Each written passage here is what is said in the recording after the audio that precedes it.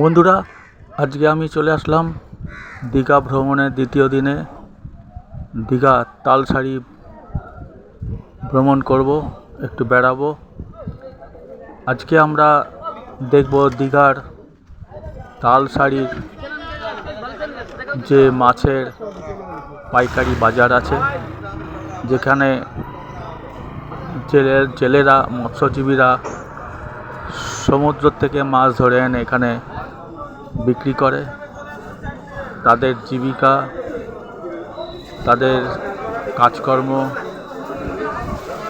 আজকে আমি একটু দেখব। দীঘাতেও নানা রকমের বেড়াবার জায়গা আছে, সুন্দর জায়গা আছে, সেগুলো তো আমরা দেখি থাকি, কিন্তু এখানকার মানুষদের জীবিকা কি কাজকর্ম সেগুলো একটু দেখলে ভালো হয়। ওদেরও জীবিকা সম্বন্ধে আমরা ধারণা করতে পারি।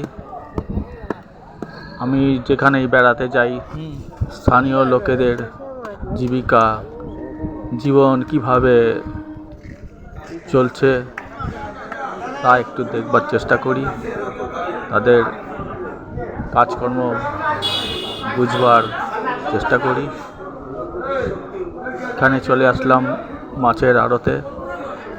মাছ এখানে বাছাই করছে, ছোট বড় অনেক মাছ আছে। জেলেরা সারা রাত ধরে মাছ ধরে নিয়ে আসে, এখানে দেয় এবং পাইকারি ক্রেতারা এসে কিনে নিয়ে গিয়ে অন্য জায়গায় বিক্রি করে। এখানে একজন মাছ নিয়ে বসে আছে, সব ছোট মাছ এগুলো। কিছু দর্শনার্থীও ভ্রমণার্থীও দেখছে, এখান থেকে অনেকে মাছ কিনে নিয়ে যায় এবং রান্না করে খাওয়ার জন্যে।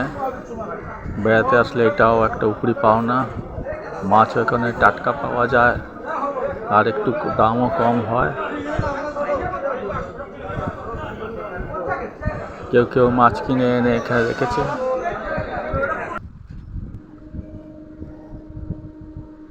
ধন্যবাদ তোমাদেরকে আমার এই ভিডিওটা দেখবার জন্য।